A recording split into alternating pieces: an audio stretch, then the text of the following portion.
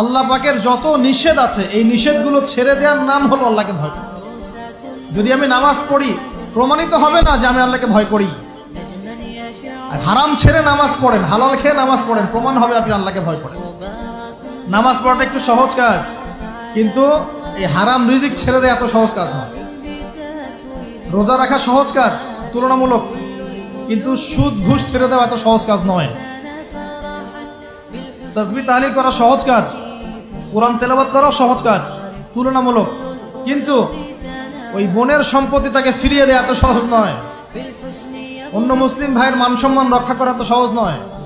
পরিবারে পর্দা এবং নামাজ কায়েম করা তো সহজ নয়।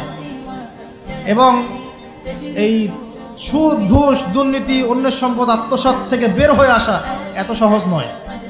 তাকওয়া মানে কি? পরিপূর্ণরূপে ইসলামে প্রবেশ করা, আল্লাহ পাকের যাবতীয় হুকুম আহকাম